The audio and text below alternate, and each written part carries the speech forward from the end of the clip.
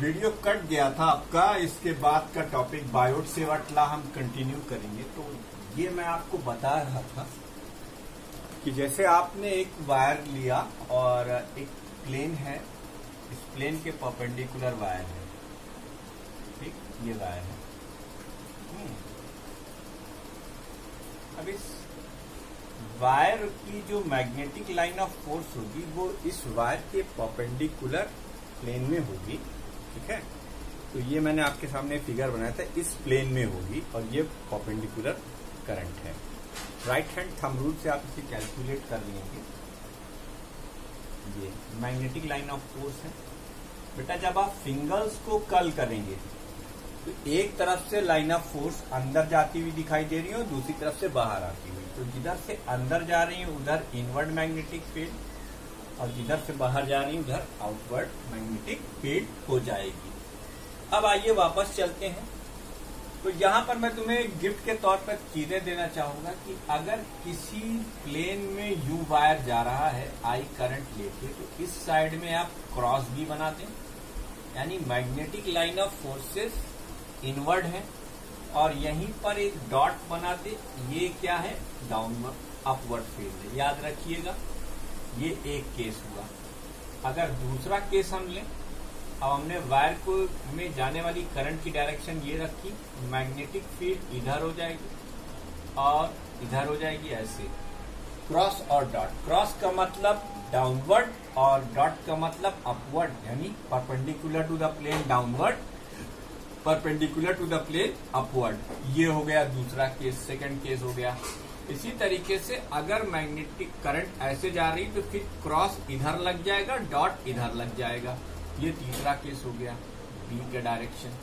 देखो मैं तुम्हारे आसानी के लिए 4 पॉसिबल केसेस यहाँ पर बना दे रहा हूँ। अब देखो इधर जा रही करंट, तो इधर क्रॉस हो जाएगा, इधर डॉट हो जाएगा।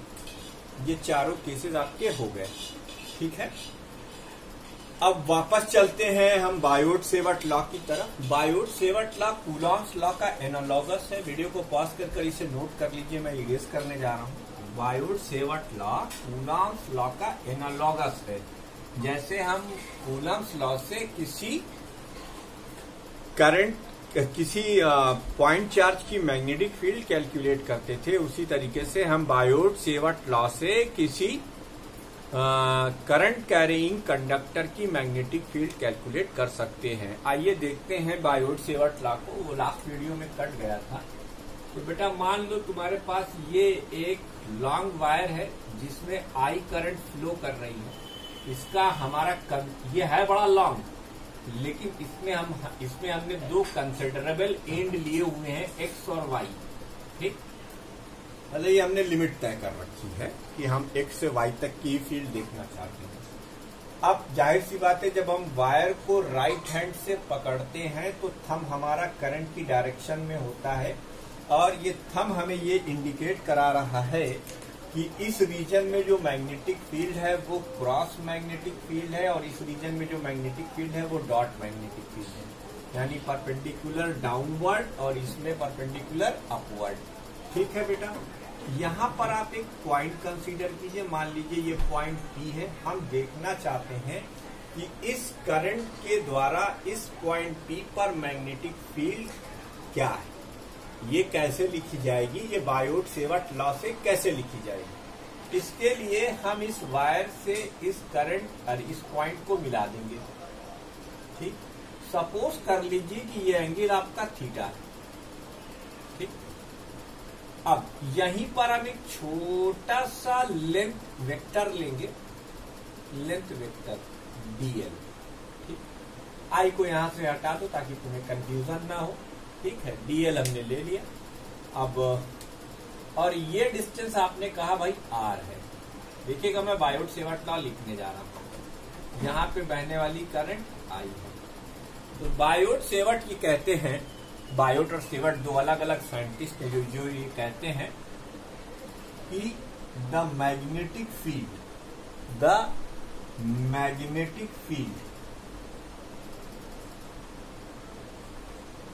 Due to current element current element ideal है, ideal the magnetic field due to current element ideal at a distance r, at a distance r. तो बेटा चूंकि करंट एलिमेंट एक छोटा सा करंट एलिमेंट है डीएल, तो इससे होने वाली फील्ड भी छोटी सी फील्ड होगी। तो हम इसे ऐसे लिखेंगे dB directly proportional to ideal current element के डायरेक्टली प्रोपोर्शनल होती है। डीबी क्या है? DB directly proportional to 1/r² है, इनवर्स स्क्वायर लॉ को फॉलो करती है, जैसे कूलम्स लॉ करता था। देखिए ये इसका एनालॉगस हो गया, इनवर्स स्क्वायर लॉ है ये।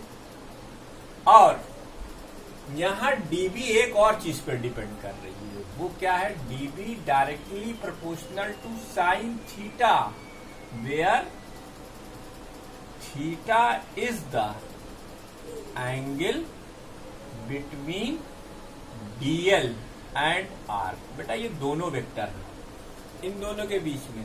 और डीबी क्या है? Elementary magnetic field due to ideal. What is dB? DB is the elementary magnetic field due to ideal है। ठीक है, तो अब इन तीनों प्रोपोर्शनलिटी को क्लब कर एक प्रोपोर्शनलिटी बना लो। इसे लिख दो I dl sin theta upon r²। अब प्रोपोर्शनलिटी रहने नहीं चाहिए, इसलिए हम यहां पर एक कांस्टेंट इंट्रोड्यूस करेंगे और लिखेंगे dB is equal to mu not upon 4 pi I dl sine theta upon r²। ये बायोट-सेवर्ट लॉ का स्केलर वर्जन हो गया। ये क्या है? बायोट-सेवर्ट लॉ का scalar version. Where dB is the, where पहले एक बात और लिख लिया जाए, वेयर म्यू नॉट, इसे कहते हैं मैग्नेटिक परमिएबिलिटी, मैग्नेटिक परमिएबिलिटी। इसकी वैल्यू होती है 4 pi into 10⁻⁻7 tesla metre ampere की पावर -1। याद रखिएगा ये मैग्नेटिक परमिएबिलिटी है। ठीक, ये बायोट-सेवर्ट लॉ स्केलर वर्जन है। किसी करंट एलिमेंट के थ्रू किसी पॉइंट पर मैग्नेटिक फील्ड लिखने का ये तरीका होता है। ठीक है, आप इसे वीडियो को पॉज कर नोट कीजिए, हम आगे की कहानी आपके सामने बताते हैं। सबसे पहले हम इस फैक्टर के बारे में डिस्कस करेंगे। मैग्नेटिक परमिएबिलिटी क्या होती है? The ability of the medium to induce magnetism in a magnetic material. इसे वीडियो को पॉज कर इसे नोट कर लीजिए, हम आगे बढ़ रहे हैं। वीडियो को पॉज कीजिए, इसे नोट कीजिए, आगे बढ़ रहा हूं मैं। तो सबसे पहले हम म्यू नॉट को डिफाइन कर लें। म्यू नॉट क्या है?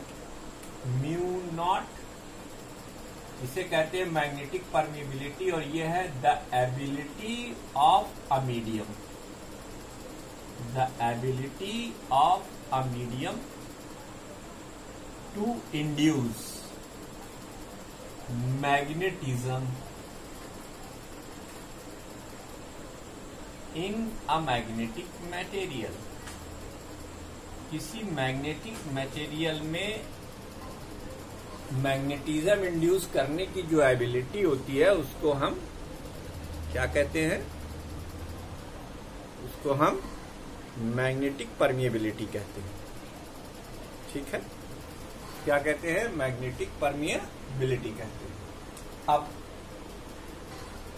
वो तो एक एलिमेंट्री फील्ड थी, net field, net field at point P, at point P due to wire, पूरे वायर के थ्रू, यानी X से Y, Y से X के थ्रू। तो B is equal to either integration dB और B is equal to sigma dB। अब ये हम आपको बताएंगे कि बायोट-सेवर्ट लॉ कैसे कहां पर यूज किया जाएगा। ये अभी आपका मैटर ऑफ डिस्कशन है, अभी इसके बारे में बातचीत की जाएगी। ठीक है, इसके बारे में आपसे बातचीत करी जाएगी। तो ये बायोट-सेवर्ट लॉ लिखने का तरीका आपको मालूम हो गया, आपको कैसे बायोट-सेवर्ट लॉ लिखना है। ठीक है बच्चों, ये बायोट सेवर्ट लॉ लिखने का तरीका सीख गए। अच्छा, अब इसमें पहला इंपॉर्टेंट जो क्वेश्चन है यहां पर वो ये कि right the Biot Savart law in vector form. Right the Biot Savart law in vector form. तो देखो बेटा, स्केलर फॉर्म तो तुमने ये लिखा, dB is equal to mu not upon 4 pi I D L sine theta upon R square. अब अगर इसका तुम्हें वेक्टर वर्जन लिखना है, if you want to write the vector version, तब आपको एक वेक्टर ऊपर और लाना पड़ेगा, जैसे कि करंट किसी हाल में स्केलर नहीं बन सकती, याद रखिएगा। और साइन थीटा स्केलर है, तो डीएल एक वेक्टर है। हम दूसरा वेक्टर यहाँ इंट्रोड्यूस करने जा रहे हैं इसको वेक्टर में लिखने के लिए, आर। नीचे आपने लिखा आर क्यूब। अब डीएल भी वेक्टर है और आर भी वेक्टर है, दोनों वेक्टर है। तो आप इसका वेक्टर वर्जन लिख सकते हैं, dB is equal to mu not upon 4 pi I D L cross R upon R cube. ये देखिए, और ये जो आपका वेक्टर प्रोडक्ट है, ये इस बात को बताने के लिए काफी है कि ए क्रॉस बी जो होता है वो perpendicular to the plane form by A and B होता है। जैसा कि आप देख सकते हैं इस फिगर के अंदर, डीएल और आर एक प्लेन में लाई कर रहे हैं और मैग्नेटिक फील्ड या तो डाउनवर्ड है और या तो अपवर्ड है, जो इस स्केलर वेक्टर प्रोडक्ट से आपको समझ में भी आ रहा है। तो ये है साहब वेक्टर वर्जन, ये पूछा गया है इसलिए मैंने बताया, 1 मार्क का क्वेश्चन है वेक्टर वर्जन। ठीक, अच्छा, the unit of magnetic field, the SI unit of magnetic field, SI unit of magnetic field is Tesla. ये इसकी SI यूनिट होती है। 1 टेस्ला जो होता है, 1 टेस्ला, ये 1 न्यूटन पर एम्पियर स्क्वायर होता है। 1 न्यूटन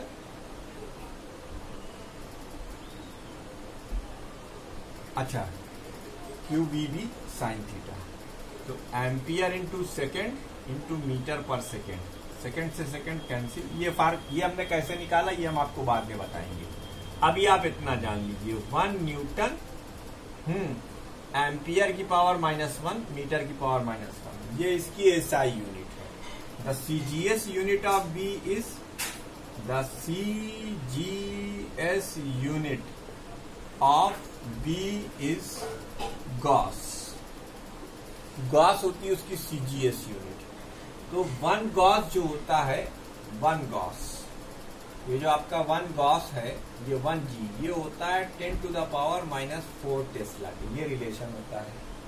गॉस क्या है उसकी सीजीएस यूनिट और टेस्ला क्या है एसआई यूनिट, किसकी, मैग्नेटिक फील्ड की। ठीक है बेटा, तो ये आपको बायोट सेवर्ट लॉ के बारे में पूरी जानकारी मैंने दे दी।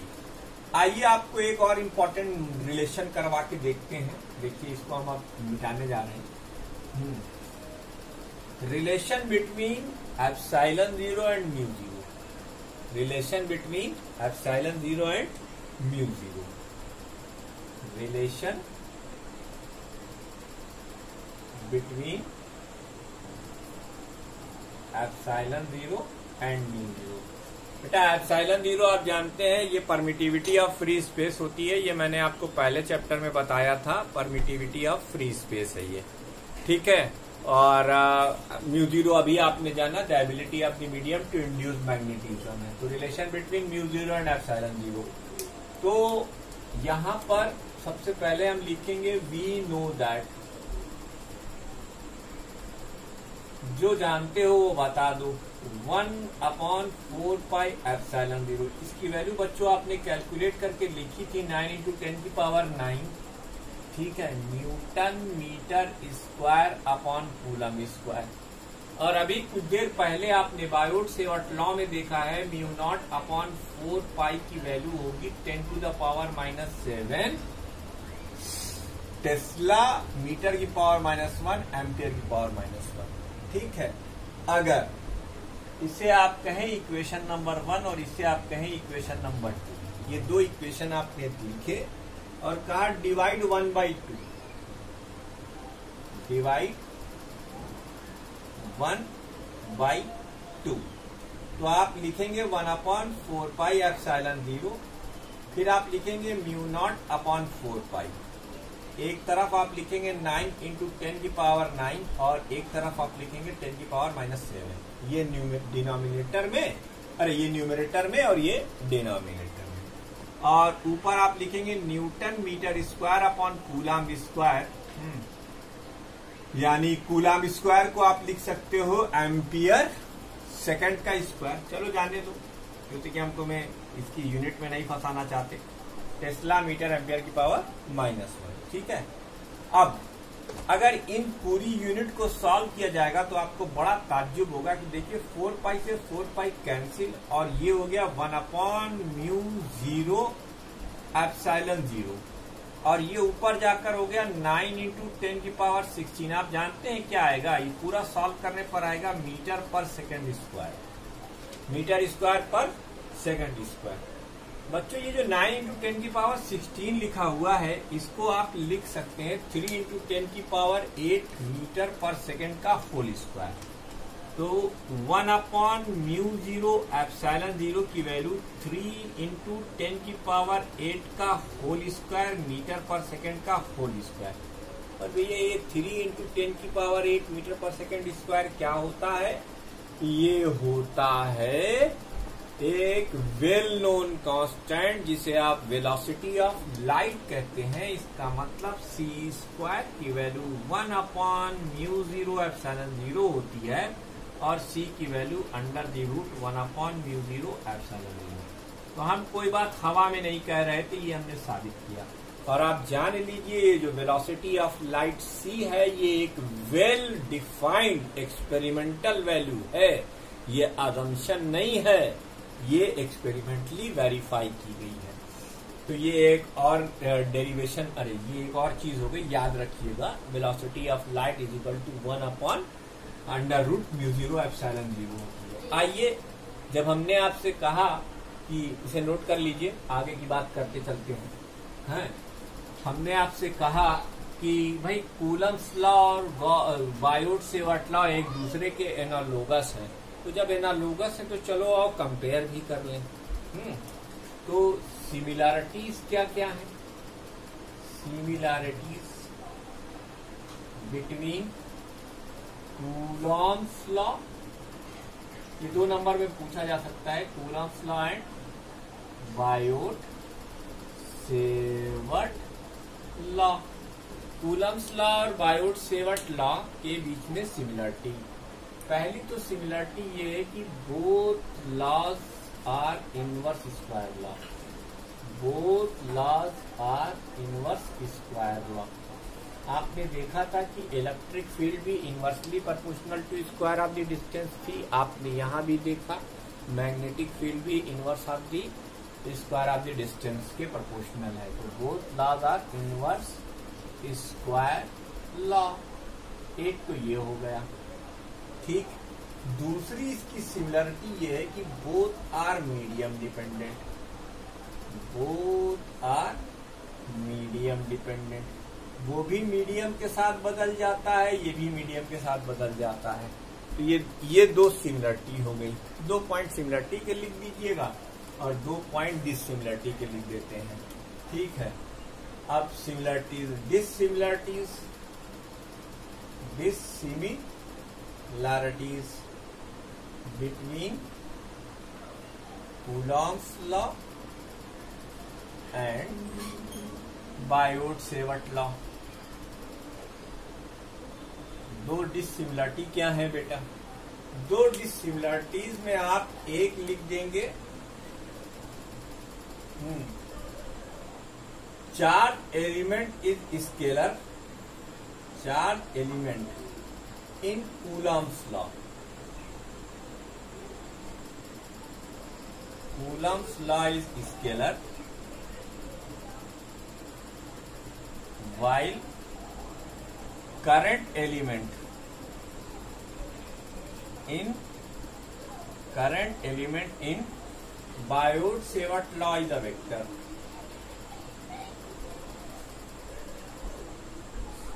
Biot-Savart law is a vector. दूसरी डिसिमिलरिटी क्या है भाई? कि the electric field is along the line joining charge and point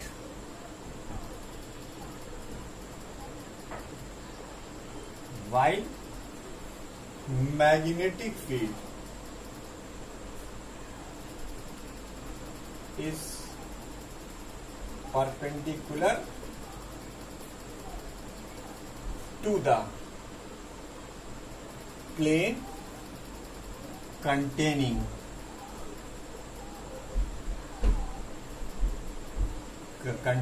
current element and point. Current element and point, ये आपकी दूसरी डिसिमिलरिटी हो गई। तो इस वीडियो में हमने इतना किया। अगली जो आपकी वीडियो है उसमें हम अगला जो करेंगे एप्लीकेशन ऑफ बायोट-सेवर्ट लॉ। इसमें पहली application magnetic field due to current carrying conductor होगी। वीडियो को पॉज कर इसको भी नोट कर लीजिए। मैं ये वीडियो यहीं पर रोक रहा हूं। अगले पार्ट में आपको एप्लीकेशन ऑफ बायोट-सेवर्ट लॉ मिलेगा।